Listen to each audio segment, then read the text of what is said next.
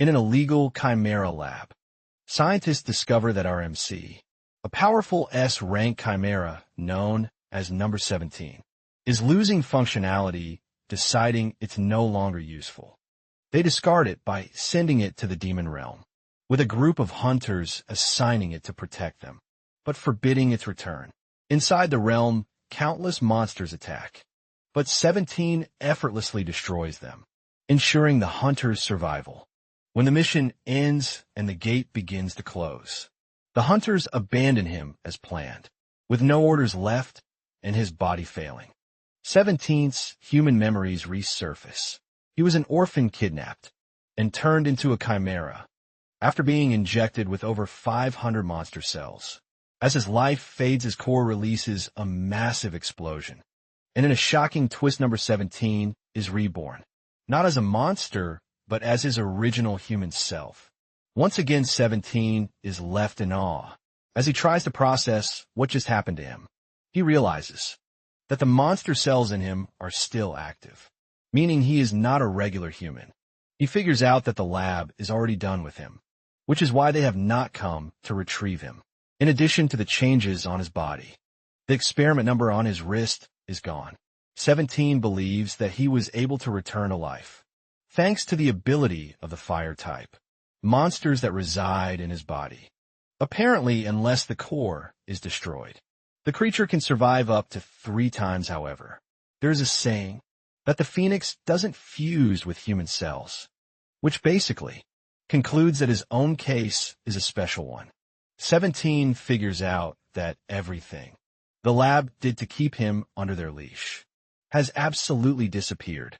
And since his life as number 17 is over, he thinks of living as a regular human. In his quest to start a new life, he thinks of a name for himself, and he concludes on Xion D1.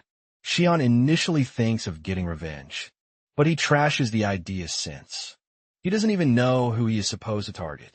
Nonetheless, he is confident that he will eventually run into his targets one day. When Xion realizes that his body is bare, he figures out that getting clothes will be the first step in becoming human. He starts walking around the demon realm and soon finds a river which he thinks would be helpful.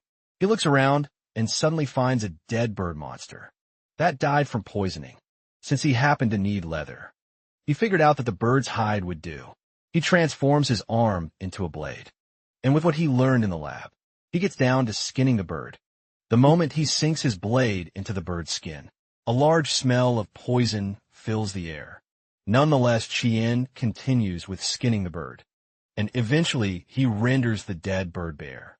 He now has a large hide that he can use as cloth, but he is disappointed that the hide is very stiff, and in addition, it has not been treated. Just then, he remembers that he can actually tan the hide himself. He gets down to it and starts pounding the hide until it becomes very soft. Xion is proud of what he achieved, and he wastes no time cutting the hide into shape.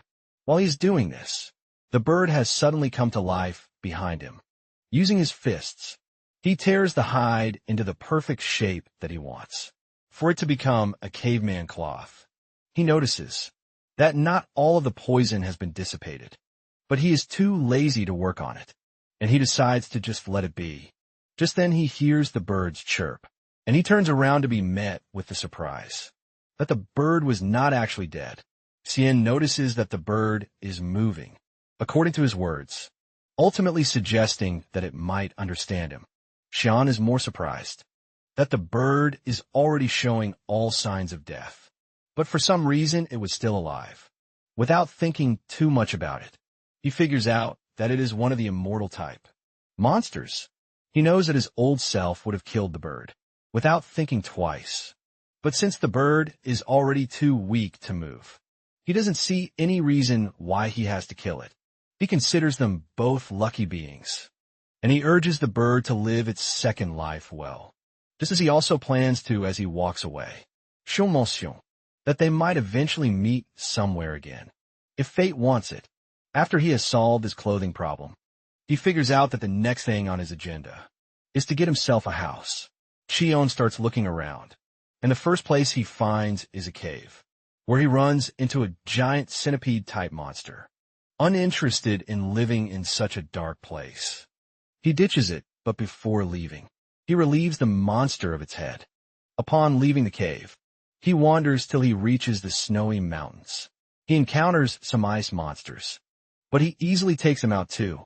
He considers the snowy mountains a no-no, because it is going to be hard for him to find food. He continues his search for the perfect home, and after so much effort, he finally finds a location that suits him. There is a lake in the area, and the vegetation is green, with a hill circling the area. He checks out the lake and realizes that it is filled with fish that he can use for food. Everything that makes for a perfect home is present in the area, and without much debate on it, Sean figures out that he has found where to build his new house. Elsewhere, a mechanical type, Chimera, just found itself in the demon realm. Since Sean has decided to build a house at the location, he finds a suitable plot, and he turns his arm in along sharp blades with just a swing. He cuts down timbers and arranges them. When he places the foundation timbers on the ground, he notices bumps, and he fixes this by clearing the land until it becomes level. After he is done with this, he grabs the trees, and he starts driving them into the four corners. That will serve as the house post. After this, he laid planks on the house floor and for the walls. He couldn't get his hands on nails, so he used slime from snail-type monsters. Apparently the slimes are always very solid, but he doesn't know if it is going to be waterproof or not. For the finishing touches, he uses cocoon silk from silkworm larvae. John is pleased with what he has built, but he notices that something seems to be lacking. He starts thinking of what other human homes have that he is currently lacking. He thinks of a garden or even a dog, but he dismisses the idea since he can't raise a dog in the demon realm. He concludes that he's going to make a vegetable garden, but even this leaves him conflicted because he needs to think of something that will grow in the demon realm. Suddenly, it dawns on him that there's a snowy mountain close to him where he can get a particular plant called mandragora. Chion immediately heads to the mandragora's habitat, which is the snowy mountains, where the demonic energy is thickest. The thick snow on the mountains made him remember when he was kidnapped as a kid and sent to the lab. Even though he went through pain, he can't deny the fact that becoming a chimera has its perks. Some of the perks of being a chimera are that he doesn't have to worry about the cold or hunger momentarily. He finds the mandragora's plantations. Apparently, the mandragoras are extremely stress-sensitive, and they're like a sunfish-type monster. They basically can die from even the slightest environmental changes. Since he is planning on relocating the mandragora, he figures out that picking out the younger, more adaptable ones will be the best. The first thing he does is remove the roots, and he also thinks of covering his ears, since they are notorious for screaming when disturbed. He pulls one of the mandragoras out, but to his surprise it remains silent. He assumes it's a fluke, and he pulls out another, but the result remains the same. In fact, the mandragoras are having a nice nap, and couldn't care less. He pulls out several more, but none of them scream like he expected them to. Apparently, the scream happens when the plants are artificially grown by humans. Since the human world has low demonic energy, they're often stressed out, which is why they scream like hell. If they are forcefully pulled out, they also scream, and they end the sequence by dying. Since they are in the demon realm, the mandragoras have no reason to scream. However, Chion is confused as to why the plants are not trying to run from him, because they should at least be trying to run away. Suddenly it dawns on him that he actually has mandragora cells in his body, and they probably see him as one of them. He believes that this is a good thing, because it is less stressful for him. Chion is already thinking of the nice things he can get by growing the mandragoras, like tea and even eating them as snacks. However, forcefully taking their fruits makes them poisonous, and Chion figures out that he has to find a way to convince the plants to trust him. Just then, he notices that there are hunters in the vicinity, and he decides to check them out, since he is curious to know what they are doing in the dangerous, snowy mountains. Meanwhile, Two hunters are facing off against a horde of B rank rabbit-type monsters after they are left behind by their comrades. The two hunters are barely surviving, thanks to their barrier, but even this is about to shatter. The two start regretting their actions of becoming hunters among all the other jobs available to them. Just as they are about to be killed, something suddenly appears out of nowhere and hits the ground in front of them. This catches their attention, and that of the rabbits too. When the dust from the impact starts to clear off, they're surprised to see the image of a person approaching them, and it is none other than our MC. Cheon realizes that the monsters are engaging snow bunnies. In a moment, the rabbit, since the aura coming from his body, panic sets in and they all vanish into thin air. The hunters cannot believe that B-rank monsters just ran away. At the sight of Cheon, the two thank Cheon for saving them, and they introduce themselves to him. He also does the same, but the hunters are genuinely confused because they have never heard such a weird name before. Cheyenne then asks the hunters why they are in the demon realm, because he can clearly see that they are low-rank hunters. The hunters confess that they did it because of money. Apparently, there was a task to capture a chimera alive, and the promised reward was very tempting. The moment they mention a chimera, Cheyenne becomes defensive, assuming that they are talking about him. Just then, the hunters mentioned that the chimera escaped from a lab, and it is said to be a mechanical type chimera. Since he is not a mechanical type, he figures out that he has nothing to worry about. He plans on getting his hands on a gate crystal and then going back to his new house. Sean then asks the two where their gear is, because he is pretty sure that they have gate crystals. The hunters then reveal that the dudes who betrayed them have taken all their gear with them.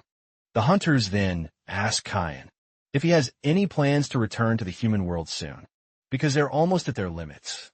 Basically, humans can't stay long in the demon realm because of the demonic energy that will kill them. However, this has no effect on Kyan.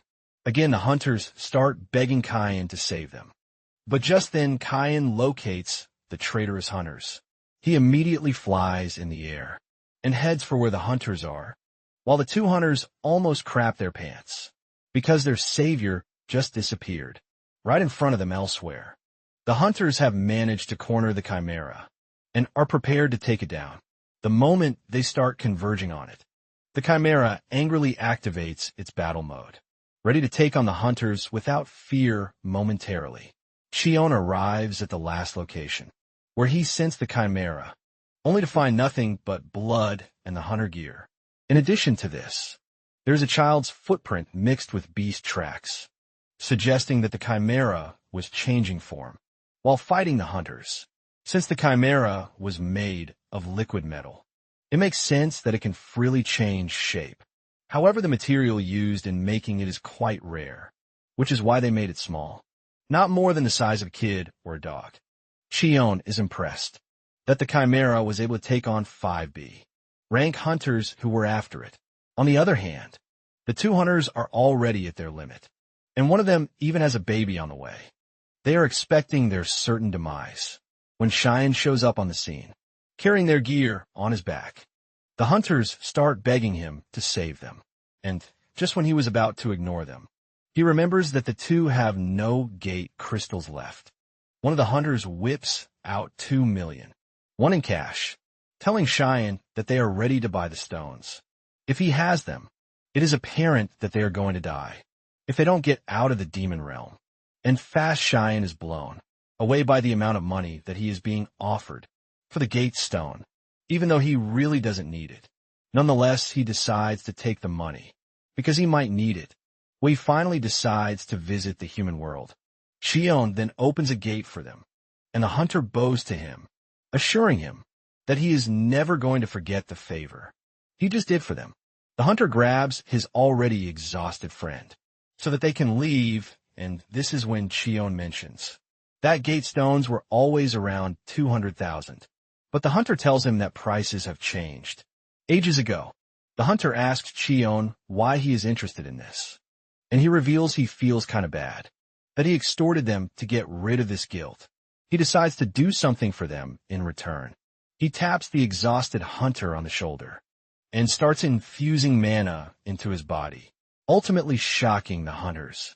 The technique is something that even a rank hunters don't want to get involved with.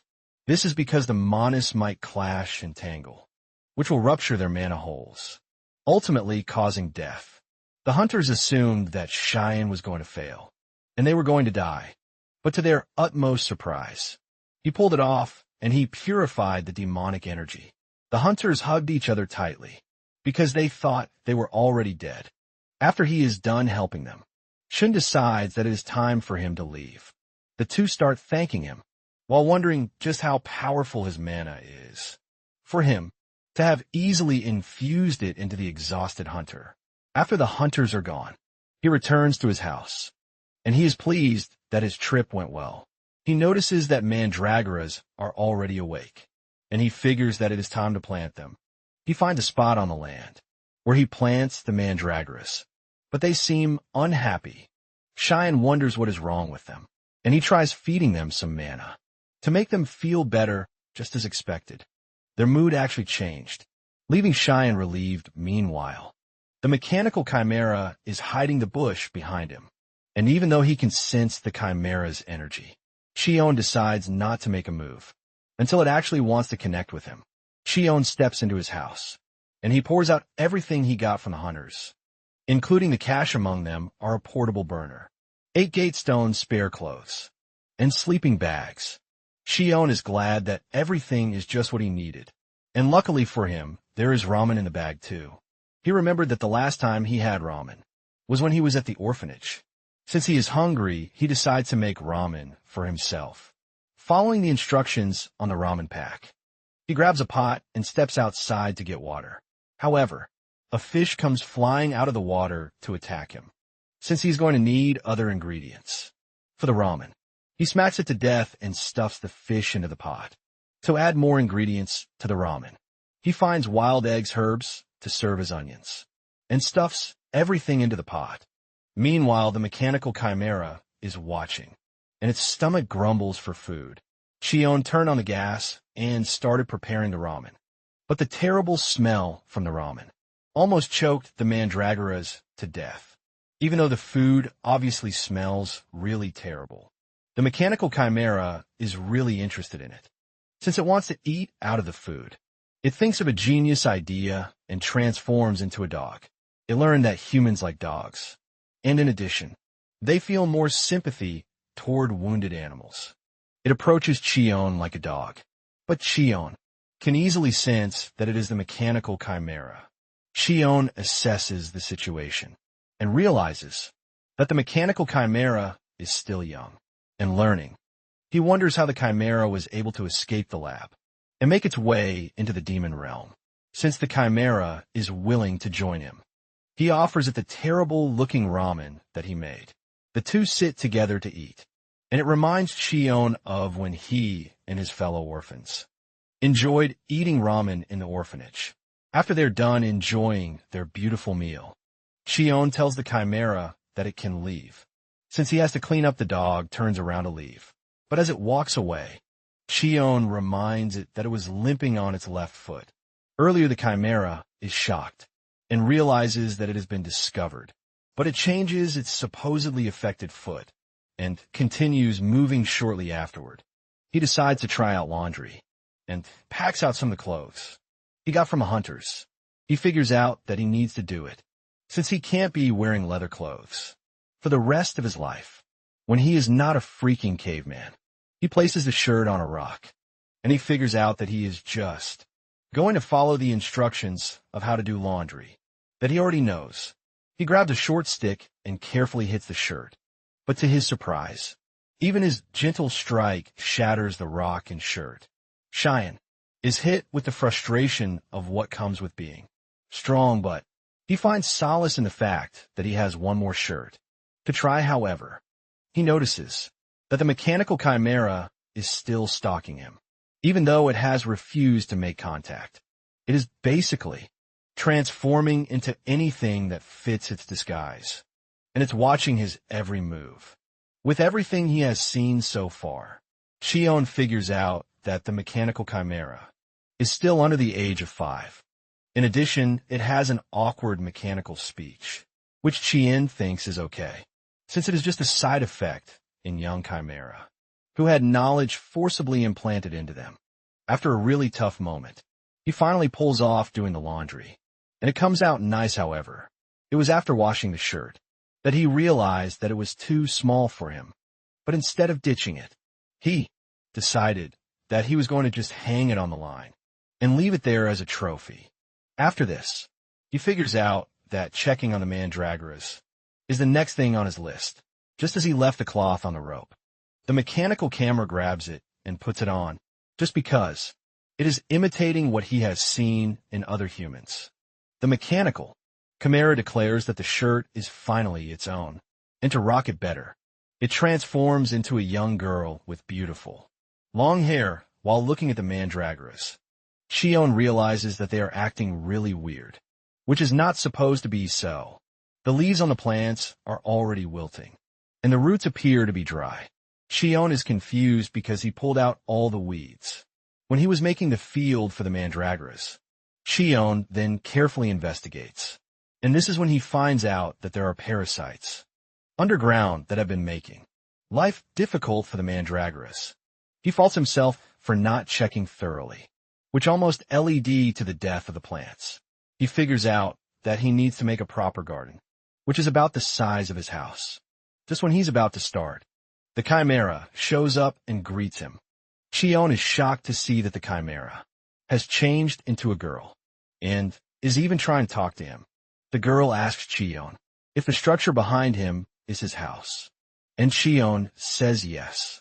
She then asks if he is a native of the land, and the moment Shion hears this, he decides to mess with her a bit. Sean says he is a native, and he asks the chimera which tribe she's from.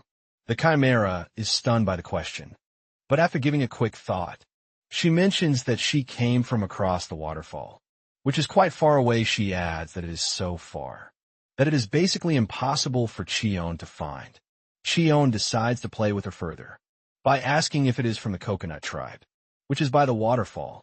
The chimera quickly agrees to this, saying she is from the coconut tribe. Shion then mentions the outfit she is putting on, saying it obviously belongs to him. The girl argues that what they find in their tribe automatically belongs to them. Shion decides to back off, telling the girl that she is free to have it. Shion asks her why she is in the area, and she explains that she was kicked out of the tribe, which is why she has a favor to ask. The girl tells Shion that she would like to live at his house, and she begs him to agree. Shion plays the role of a fool by asking her what she meant about living there, and she reveals that it seems to be safe.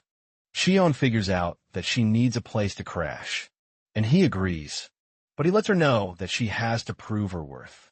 The girl agrees, and she suggests that Cheyenne give her a job to do. Cheyenne then tells her that he's going to need her to till the field because he wants to build a new home. For the mandragoras, the girl wastes no time, grabbing the stick from him while assuring him that she is good at using her strength. She immediately trashes the ground, shocking Shion because the girl is not even trying to hide her own strength. Shion then figures out that she is not used to being a normal kid, so she doesn't understand how they behave. Suddenly the girl is hit with the "what is your name?" question. The girl is shocked since she doesn't have one, but she decides to make a new name for herself. Judging by the flowers she saw earlier, she declares that her name is Kim Nari. Shion figures out how she coined the name, but he is not ready to argue with her momentarily. She finishes up with the garden, and Shion sets up the stone fence. Shion then places the mandragoras there, and they obviously love the new setting. Shion notices that Kim Nari is crying, and he asks her what the problem is. She mentions that seeing the mandragoras reminds her of her friends, leaving Shion shocked because he doesn't expect the lab to allow their products to be social.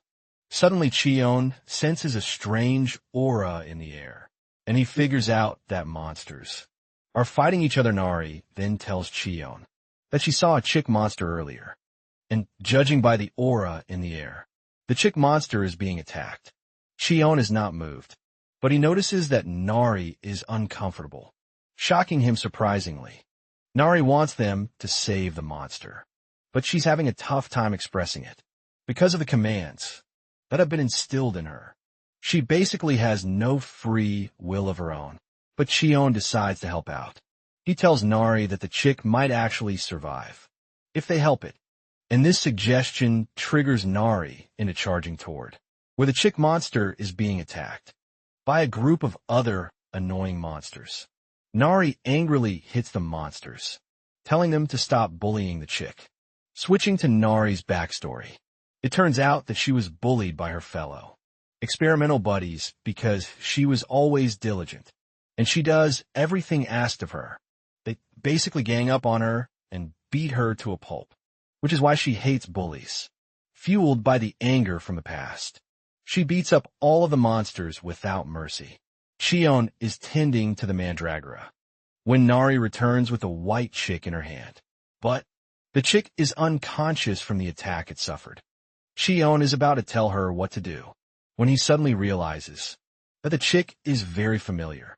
Nari bursts into tears, begging Cheyenne to save the bird, and Cheyenne offers to help. He places his hand on the chick and transfers mana into it, since there are no signs of fatal injuries. While doing this, Cheyenne easily figures out that the chick was the immortal type monster that he took the hide from. However, Cheyenne is confused as to why the monster shrank to a small size, but he assumes that its regeneration method is different from his. After he is done feeding it with mana, Nari asks if the monster is facing any serious threat, but Cheyenne mentions that it is basically malnourished. It was starving because of its small size, and Chion assures the girl that the monster will recover on its own, since he has fed it some mana. Surprisingly, Nari is scared to leave the chick by itself, and she begs Chion, asking if she can raise the monster.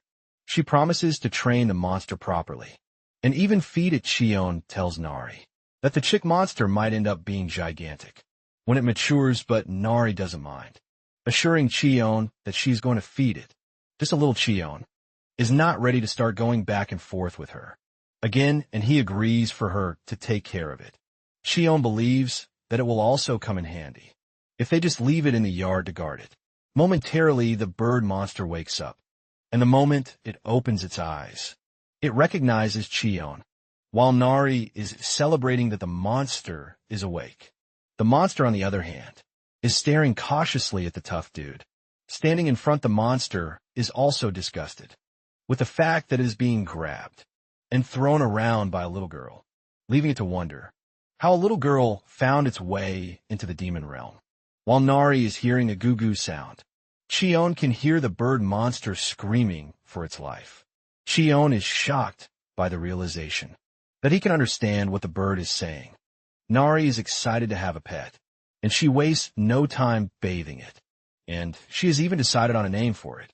The best name she could come up with is Goo, since the bird makes goo-goo sounds like a pigeon. The monster bird cannot believe that they are basically picking out trash names for it.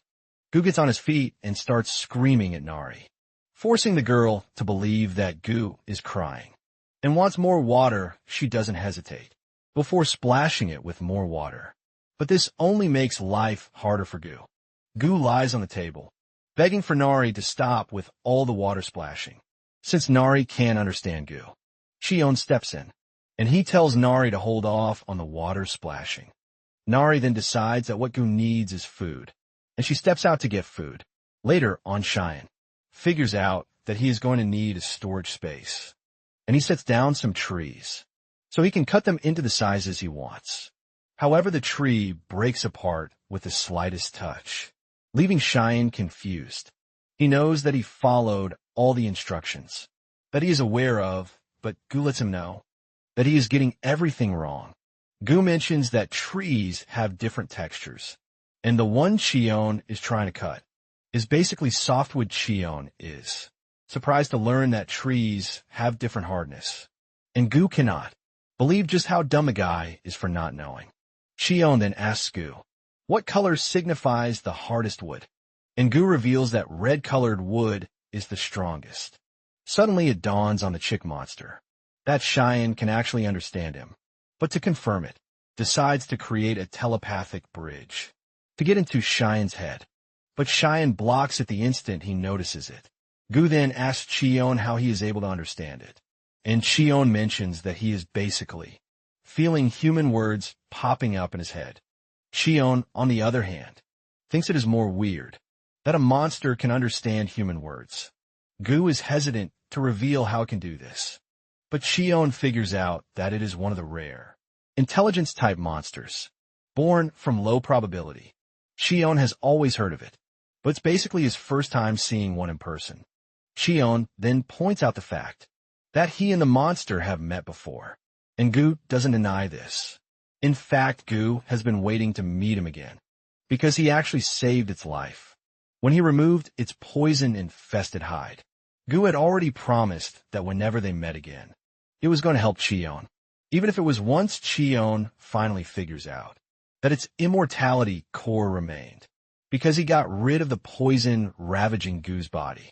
Back then, since it is offering to help, Cheon asks if it is ready to render the help. At that moment, and he says yes, Gu tells Cayenne to follow it, and it will lead Cayenne to where the red trees grow. They are about to leave when Nari comes rushing back, with a hunter hot on her tail. The hunter uses fire-type attacks which scare Nari. The hunter is not pleased with the fact that he has to attack a little girl, but at the same time, his whole life and career are on the line. If he doesn't retrieve the mechanical camera, the hunter catches up to Nari, who has crashed to the ground in tears. He shoots a powerful flame attack to try and overwhelm Nari, but Cheon blocks the attack. Cheon looks absolutely pissed, with Gu sitting on his shoulder. As they aura farm their way into the scene, Gu tells Cheon that he will tell Cheon about the trees. After they have saved Nari, Cheon notices that Nari is acting totally out of it, because she is afraid of fire, and he decides to put out the fire first. Gu is pissed that the hunter is bullying a kid, and the hunter, on the other hand, is pissed that someone he doesn't know is preventing him from carrying out his duties. Cheon basically tells the dude to keep his mouth shut. Because he talks a lot, this pisses the hunter off, and he angrily unleashes more firepower from his body. But Cheon does something easy to subdue him. He hits the hill behind him with an energy blast that causes it to come crashing down on the hunter. The hunter realizes this very late, and before he knows it, he finds himself trapped under a bulk load of sand. Cheyenne then checks on Nari to tell her that she has nothing to worry about again. He assures her that all she needs to do, when she's scared of something, is to knock it out. Cheon then decides to check on the hunter. He grabs his head and tries pulling him from the sand, but to his surprise, the hunter's hair comes off. Cheon is surprised when he sees this, but he is totally blown away when he sees the hunter's ugly bald head. The entire team is surprised because the hunter looks so young, but he is already bald, which is why he is hiding his insecurity by wearing a wig. Nari forgets that she was crying herself to death some moments ago, and she starts laughing at Mr. Baldy. Cheon, on the other hand, tries to assess the situation, and judging by the hunter's strength and Nari's strength, Cheon doesn't think she should be losing to the likes of him. Since he wants to know what is going on, he resorts to the use of telepathy, which can help look into someone's memories. He senses that Nari is still scared of the evil scientist who worked on her, and Cheon pats Nari on the head for being a strong girl. Cheon figures out that the trauma might not disappear immediately, but it will get better as time progresses. Cheon is then left with what he is supposed to do with Mr. Baldy and with a bright face. Nari says she has an idea. Momentarily, the hunter wakes up to find himself hanging from the waterfall. They have tied a big rope to a big stone, and he is strung to the rope. The hunter sees this and starts regretting all of his life decisions. Nari is in the distance, is having a laugh, while Cheon tries to stop her from making fun of someone else's appearance. Cheon then grabs the pot and fetches water from the river, claiming that it is for ramen. Nari is excited when she hears this, Because she believes that Chion's fish ramen is the best in the world, Chion teases her by asking her if the coconut tribe eats fish ramen, and she excitedly says yes. The hunter, on the other hand, is trying to understand his situation, and judging by Chion's appearance, he figures out that he is a rank at least. However, he doesn't rule out the idea that Chion might even be stronger than he thinks, because there are reports of hunters who are pretty strong, but they operate from the shadows. While Sean is getting water for the ramen, Nari is busy catching fish left and right. Sean then tells her that they only need one fish, so she can let the rest go. Nari excitedly agrees with this, and Sean urges her to drop the fish in the pot. The hunter is horrified by what he is looking at, as he cannot believe that the huge amount of water that they are fetching into the pot is what they plan to use in cooking. The 3 packs of ramen, the hunter cannot stand the abomination that they are about to commit, and he screams at them, telling them to let him go so he can cook the ramen. Kyan agrees and cuts him down from where he is, so he can cook the ramen even though it is just ramen. The hunter can sense the immense pressure coming from the two, ultimately pointing out that he is dead meat if he messes it up. With sweat dripping from his face, he decides to go with the standard form of cooking ramen that he knows. He figures out that the amount of water that he needs would depend on what his sixth sense says it is. Since he is cooking 3 packs of ramen, he adds the sauce and noodles to the boiling water, and he figures out that he needs just a little over 4 minutes to get it done. To get the exact minute, he starts counting his heartbeat, and the moment he reaches 200, he starts implementing all the noodle techniques that he knows. The hunter wishes that he had some kimchi, but since he is in the demon realm, he can't nonetheless. He did his best, and he has no regrets about what might come after. Once he is done, he calls the group to ask if they are interested. They stare at the noodles, and Nari is the first to point out that the noodles look absolutely different from those Chion cooked. Chion and the group decide to try it out, and the moment they take a spoon out of it, they are sent into a foodgasmic state. Because of the tasty ramen, Nari jumps off the table, telling Chion how delicious the ramen is. Even Gu is entirely blown away, as he asks if humans are always eating such delicious food. Every day, Chion mentions that he's actually surprised, but he suggests that they finish the ramen first. Shortly afterward, they finish the food, and deep down they wish the ramen hadn't finished. The hunter nervously asks them if they like the ramen, and the first thing Chion asks him is what he actually wants. The hunter is confused by the question, and Chion mentions that the ramen is too delicious for him to eat for free. Chion then urges the hunter to tell him what he wants, and if it is something within his power, he promises to grant it. The hunter Nam Kasiak is happy to hear this, and he immediately falls face first, telling Chion to teach him how to be strong. Just like him, Chion is shocked to hear this, as he asks Kasiak why he is asking him to teach him when he is not his master. Kasiak confesses that Chan is the strongest hunter that he has met. In addition, Kasiak can see that Chan has settled down in the demon realm, which is why he built a house there. Kasiak tries to point out the perks of having him around, and the standout perk is that he can cook. In fact, he is ready to become a delivery man who helps Chan get things from the human realm. Kasiak is very desperate to learn from Chion, so he can be promoted to a rank. Chion then asks Kasiak if he attacked Nari because of the bounty. The hunter is surprised that the mechanical creature has gotten a name, and Cheyenne whispers in his ear, telling him to go with the flow. That Nari is from the coconut tribe. Kasiak mentions that he went after Nari because of personal reasons that are difficult for him to say, but he assures Kyan that it is definitely not because of bounty. Kizia then mentions that as long as he passes the hunter promotion test, he is not worried about anything else. After hearing his plea, Chion agrees to help him, since he also made a delicious meal for him. To start the training, he suggests that they start with a sparring match first. Kiziak is glad to hear this, but Nari cuts in, saying she wants to be the one to spar with Kiziak. Chion asks her if she is confident about what she just said. And she reminds Shion that he was the one who said, "Scary things are to be knocked unconscious." Fueled with determination, she wants a chance to put out Kiziak's fire too. Shion then points to a black rock, asking Kiziak if he can break it. The rock is known as black ironstone, which is a stone that is said to be several times harder than diamond.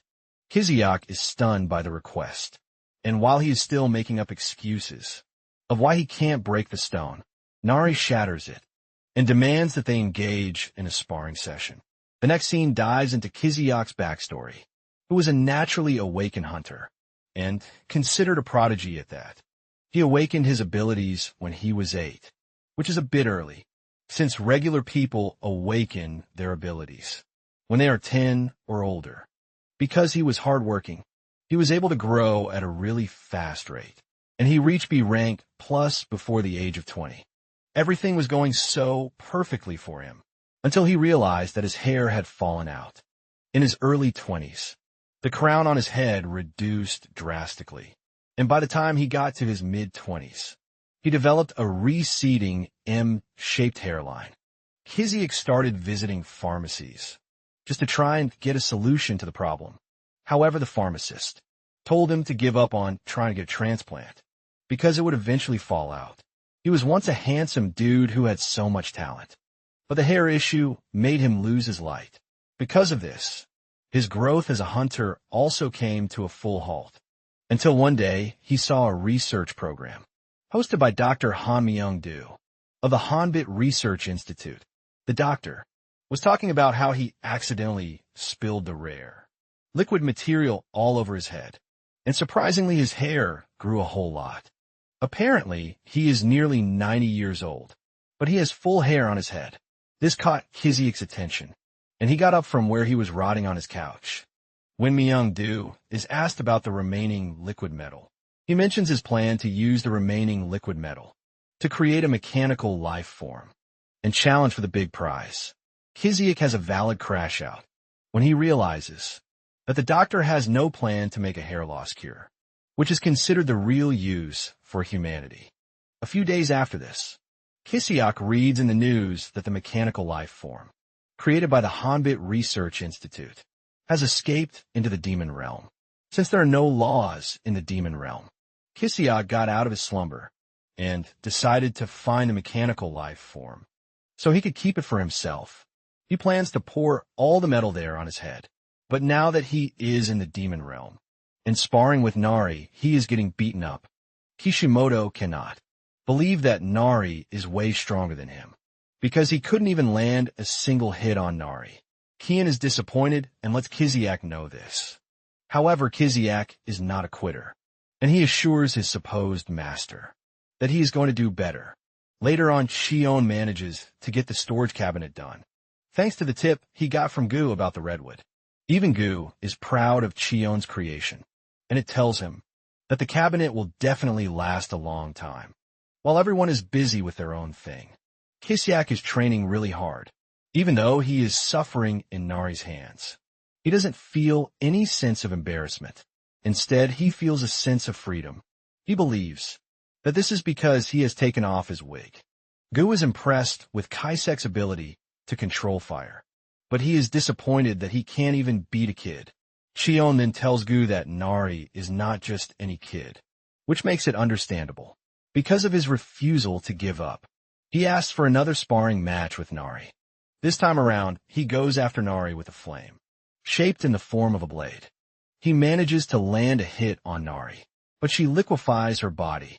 Shocking Kizya, this leaves him in awe, but at the same time, totally open to Nari's attack. Nari easily returns to her human form and kicks him so hard that he crashes into the nearby hill, leaving a noticeable crack in the wall. Nari confie dans l'immension that he is no longer scared of fire, and this is all thanks to Chion.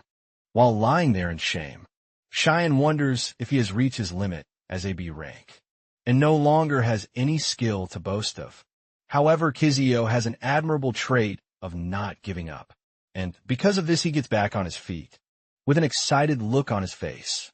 He asks Nari for another session, but suddenly he notices that he has a nosebleed, and Cheyenne asks him how many days he has spent in the demon realm.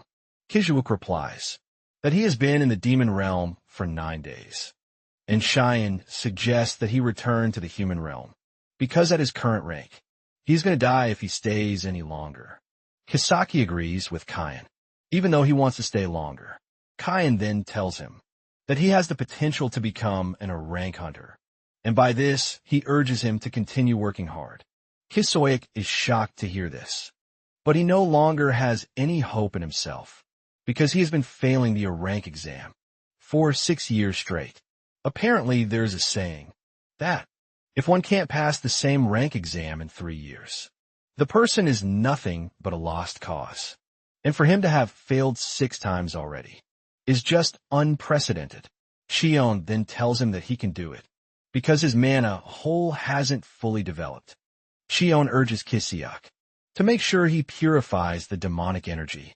Once he returns, Kisiak thanks Shion for the advice, and he assures him that he is going to do his best.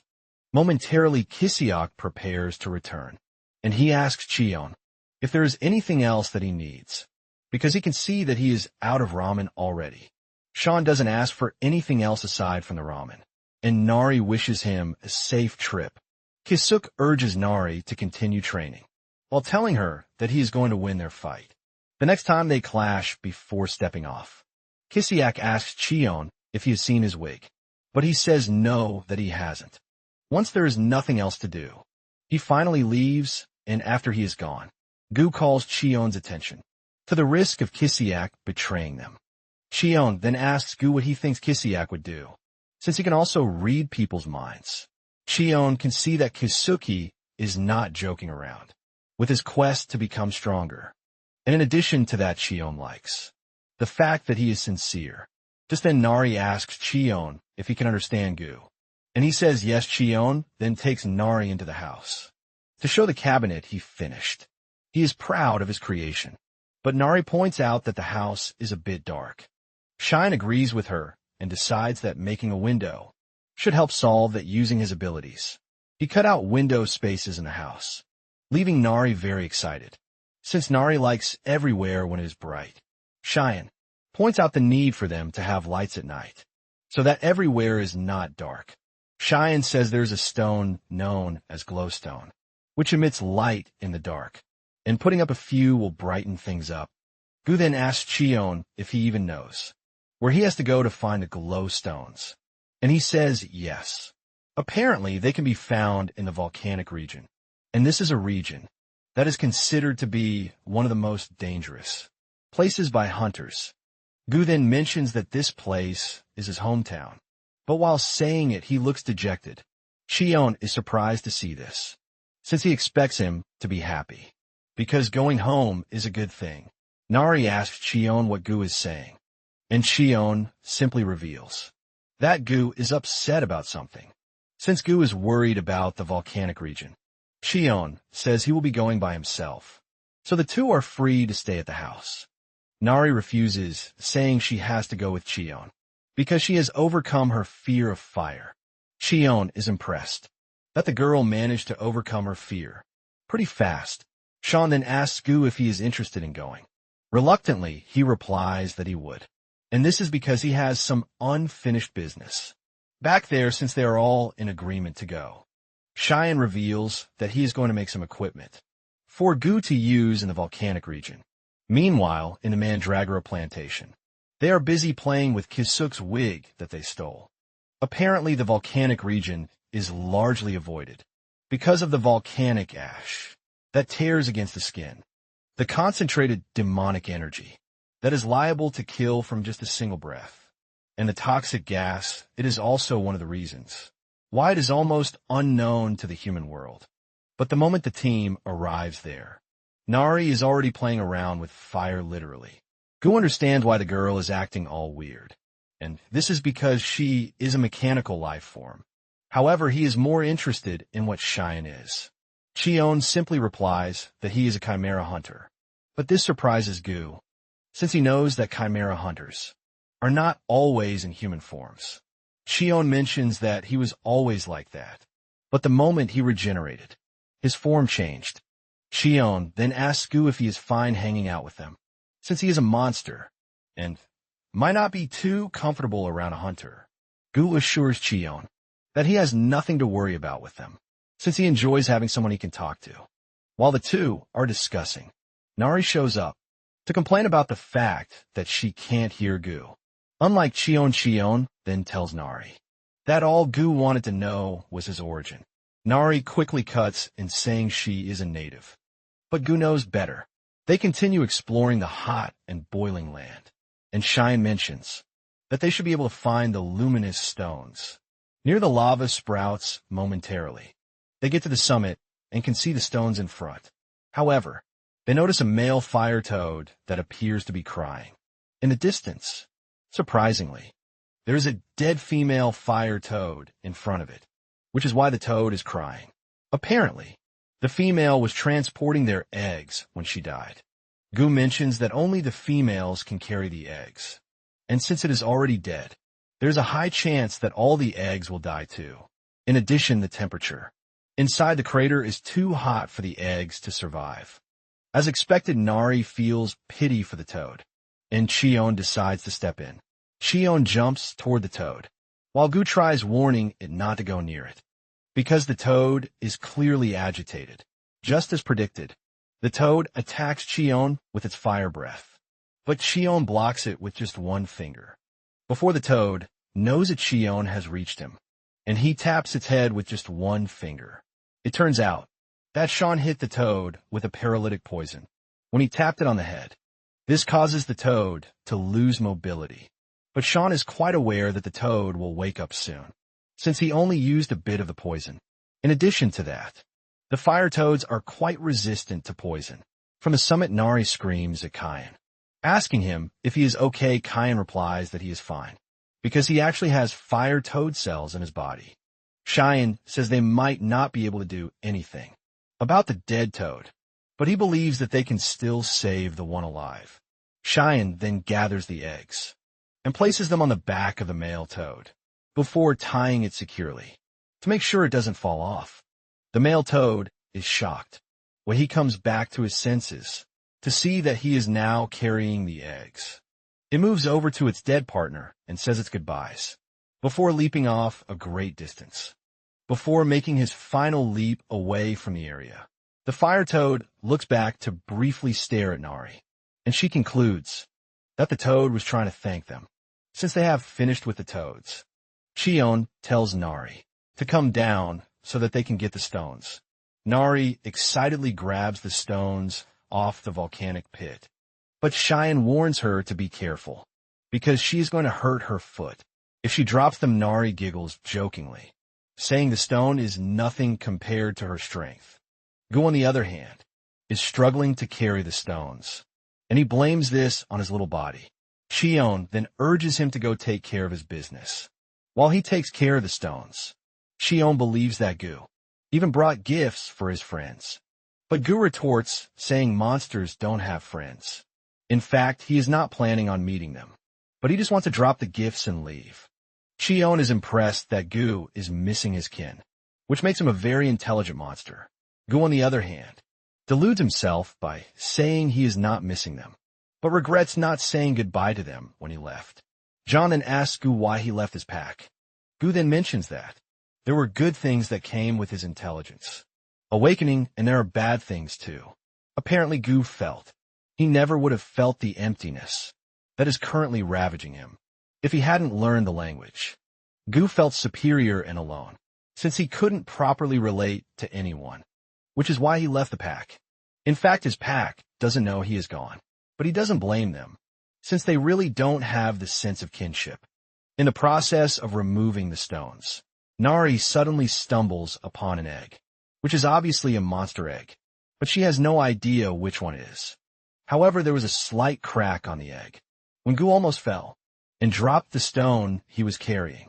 Kayan is worried that the hatchling might have a problem, because it actually needs to break out of the egg on its own to be able to grow strong and healthy. Nari is concerned, and she suggests that they take the egg with them, so it doesn't cook. Gu is against this, since they don't know what type of monster will hatch from its Cheyenne. on the other hand, is thinking about a perfect solution. He has a place that he believes will be perfect for a nest. And in addition to that, he's a bit curious about what is inside the egg. After careful consideration, Cheyenne decides that they will be taking the egg back home. Gu remains adamant that they should leave the egg, because he has never seen an egg like that before. Cheon then uses the guilt trip card on him, asking him why he dropped the stone to crack the egg in the first place. Gu accepts the blame, but reminds Sean that Nari might get hurt because of the stupid decision he is about to make. Sean then tells Gu that they have nothing to worry about as long as he is around. Gu takes into account what he said, and he agrees for them to take the egg home. Since they have all agreed to take the egg back home, Kyan suggests that they continue with their stone mining. Soon afterward, the group returns home to see that Kiziak is back. Kyan is surprised that the dude returned early. Kisoik then offers to carry Cheon's bags for him, and Cheon decides to hand him the bag, since he claims that he is strong. Kisoik collects the bag, but he immediately drops it, as if he were handed Thor's hammer. Just then, Cheon notices that Kisoik's face is covered in bruises, and he asks him what happened to him. Back at the volcanic region, Gu's gift to his kinsmen is the ramen packs that he left for them. Cheon figures out that Kiziak must have gotten beaten up somewhere, but this is a shock to him, since Kiziak doesn't appear to be the type of guy to be bullied. Kiziak tries to defend his aura-reducing moments by saying Nari usually beats him, but Cheon can't believe that the dude is actually proud of it. To avoid getting questioned by Cheon, Kiziak runs off, saying he needs to prepare food for them. Moments later, Nari finds Cheon working on the stones, and he asks him what he is doing. Cheon mentions that he is working on the lamp by cutting and shaping the stones. Cheon tells Nari that he is going to hang the glow stones on the ceilings, and he assures her that it will turn out nice. Nari commends Cheon for being a smart guy, and the fact that he explains things in detail too. In addition, Nari believes that Cheon is a kind-hearted person. Just like her father, Cheon milks the opportunity by asking her if she is talking about her daddy, who is in the coconut tribe. Nari tries to play along too by saying yes. Shortly afterward, a fight breaks out between Gu and the Mandragoras, because he believes that they invaded his territory. Later on, Kiziak finishes making one of his special dishes, tofu pockets. He serves the dish and urges the group to dig in. Even though Chian is interested in the food, he tells Kiziak that he would like to know what actually happened to his face. Kiziak mentions that he went to the Hunter Association to apply for the promotion exam, but he ran into some rank hunters, and they teased him for failing 7 years in a row, which eventually led to a fight. Before he even finishes his story, the group has finished their food and is asking for more kasaki. Mentions that the hunters told him to stop hanging around, since he is nothing but a total failure. Kiziak says they kept teasing him about his hair, which was why he fell for their taunts, and ended up fighting them. Cheon then asks him if he is totally bald, or if he shaved his head apparently. His hair loss remains a medical mystery that no one has been able to get a solution to. Cheon then asks him when the next promotion exam is, and Kaisek says it's in 90 days. Since they have little time left, Cheon suggests that it is time for them to engage in special training. Kaisek is eager about the training, and he assures Cheon that he is going to do anything he asks him to. Cheon shocks him when he says the first thing he is going to do is to take over the dishes from Nari. Kiziak is still crying about the dishes when Cheon tells him that he has to wash the remaining glow stones to get rid of the volcanic ash on them. Kiziak is shocked by this, leaving him to remind Cheon that he mentioned something about special training. Cheon then tells him that he is free to ignore the training if he wants to live the rest of his life as trash. Cheon then turns to Nari, telling her that they need to go fishing. To aid their digestion, Nari is excited about this, and Kiziak, on the other hand, figures out that Cheyenne must have a reason to tell him to wash the dishes. Instead of complaining, Kiziak gets down to the dishes. Because he is a man who worked really hard to get to be class. Kiziak doesn't waste any moment in glazing himself about all the good qualities that he has. Kiziak runs after Nari and Chion, and he joins them at the river, while Nari and Chion are trying to catch fish. Kiziak is busy doing the dishes, but he is having a hard time with the fish. Apparently, his type of power makes it hard for him to deal with aquatic animals. Chion is utterly disappointed in Kiziak, and he tells him that his mana has its uses. He tells him to put up a shield with his mana, and Kiziak mentions that he is always trying to, but it has never worked upon hearing this. Chion grabs a glowstone and tells Kiziak to hold it. Kiziak is surprised that he is asked to hold a glowstone all of a sudden, but just then the stone drops from his arm. This is when it dawns on him that the stone is basically demonic energy at its core, and he can't put enough strength into holding it. Cheyenne says Kiziak is right, because some glowstones contain condensed demonic energy, and the demonic energy from the demon realm is raw, unrefined power. Kine explains that he has to use refined mana to push it out before he gets to properly use his power. Kine lets Kiziak know that he has a lot of mana in his body, but he's just unskilled on how to control it. Kine taps a point on his chest and asks him if a path has opened in his body. Just as Kine said, Kiziak can feel mana surging through him, and Kine urges him to follow the path that he just opened. Kine then tells him to focus on his mana while trying to lift the glowstone. Kiziak does as instructed, and after struggling a bit with the stone, he is finally able to lift it up. Kiziak is impressed that doing the dishes and washing the stones were all part of Kahin's plan, since Kiziak is happy doing it. Chayun tells him to continue channeling his mana, while also taking care of the dishes. Excited about the whole situation, Kiziak assures Kine that he is ready to do everything he mentions. Kine is also impressed by his determination and sheer will because, deep down, Kine is confident that Kiziak is capable of doing it. That night, Kine hangs the glowstone in the ceiling, and it makes for a good lamp, while everyone else is sleeping. Gu is the only one with the egg, because he slept earlier in the day, and there is nothing like sleep in his body again. Suddenly, he sees Nari stand up from her sleep like a zombie, and she starts walking out of the house.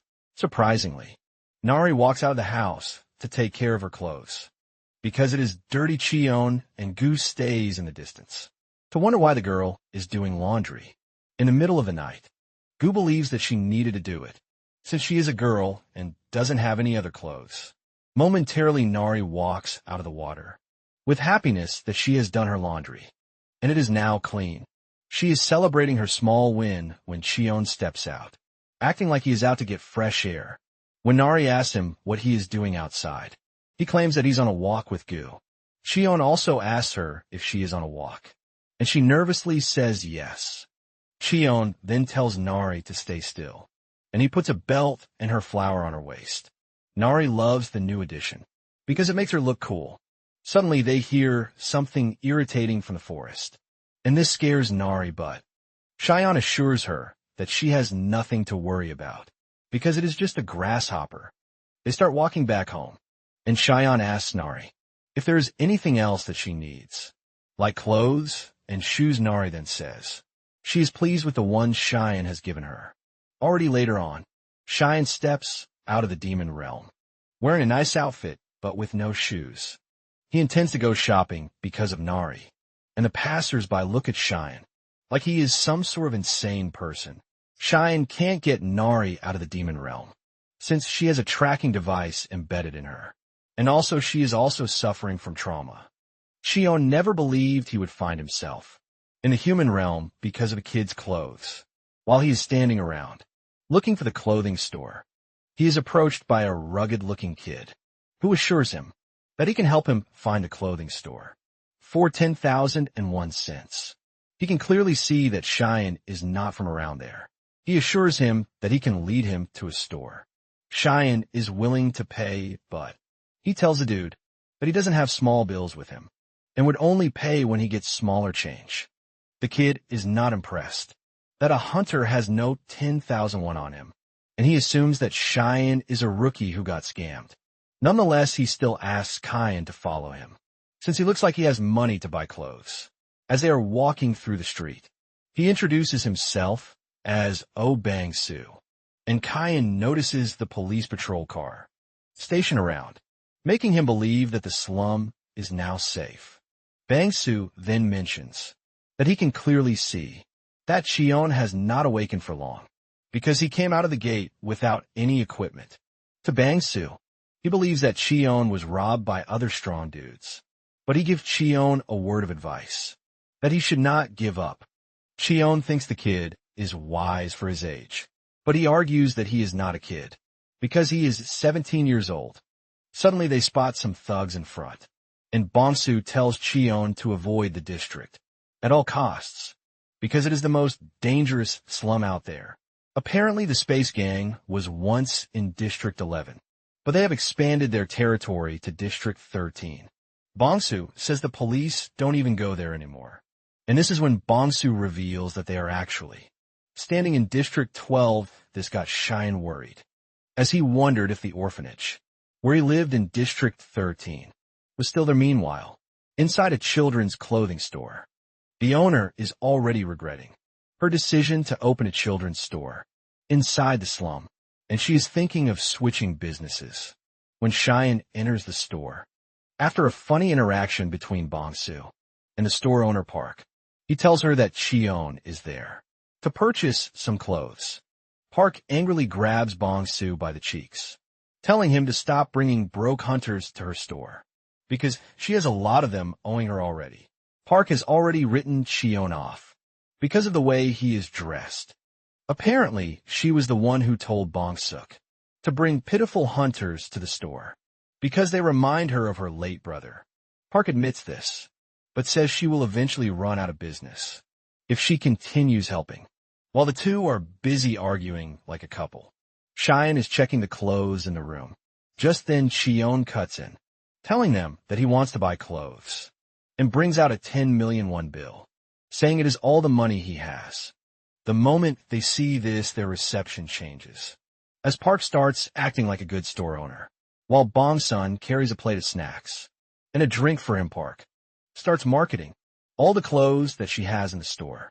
Cheon then tells the store owner that he needs clothes for a middle-aged girl, and himself. Park is glad to hear this, and she jumps right into her store to start bringing out the beautiful clothes that she has. By the end of the day, Cheon has bought out every piece of clothing he can from the store, and the store owner wishes that her day could just continue the way it is after packing everything. She offers to get them delivered, but Cheon assures her that he can carry them by himself. Cheon then brings out 100,000 won for Bang-soo, and he tells him that he has another favor to ask him. After they step out of the store, Bang-soo stays silent until he leads Cheon to an inn that he had asked for. He assures him that the inn is safe because there is a police station nearby, and the owner is a nice person. After hearing this, Cheon steps in, telling Bang-soo to wait outside for him. Bang-soo stands outside, thinking about what happened in the store. He believes something is off, because Cheon gave him 100,000 won, and also bought him clothes. He believes that Cheon is one of the guys who lures kids to kidnap them, leaving him with the option of whether to run or not. At the same time, he thinks about it, and realizes that Cheon might actually be a good person momentarily. Cheon returns outside, and says that Bang-soo was right about the owner being nice. Suddenly he hands Bang-soo a key, saying he can clearly see that he is living on the streets. Cheon has paid a year's rent in advance, so he can start living there. And in addition, he has paid for his meals too. Cheon tells Bang-soo to make sure that he eats properly, and after sorting everything, he tells Bang-soo that he is leaving, just as Cheon is about to enter the gate to go back to the demon realm. Bang-soo is forced to ask him if he has an ulterior motive, because he just met him that very day. Bang-soo cannot believe that Cheon did all the nice things for him, and Cheon tells him that doing all he did basically reminded him of how things used to be. Shion mentions that he was once like Bong's son, even though it was a long time ago.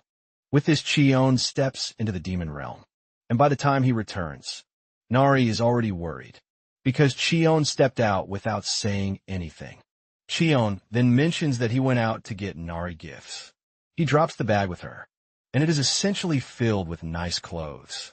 Nari is super excited about the nice clothes that Sean bought for her, and he urges her to take them into the house, to try them on in a quick revelation. It was Kiziak's clothes that Sean borrowed to go to the human world, and he didn't even get him anything when coming back. Later on, Sean sits down to fold the clothes, while Nari tries on some. Chion is glad that Nari is excited about the clothes that he bought for her, and she also looks cute while wearing them. After trying out a few, she finally picks her best one, which is the one with a chick drawing in the middle, and she claims it looks like Gu. Gu cannot believe that he is being compared to a doll chicken drawing on a cloth. Chion then offers her the chance to try folding the rest of the clothes herself, and she happily accepts it. Gu then mentions that there is no room in the house for all the clothes that Chion brought back. Sean says he's been thinking about this, and his solution is that they're going to expand the house so he can create a walk-in closet and then install a built-in wardrobe. Gu is worried that they need to start cutting trees for this, but Sean tells him that he has the perfect person who would help him out just then. He summons Kiziak, telling him that he has another special training for him.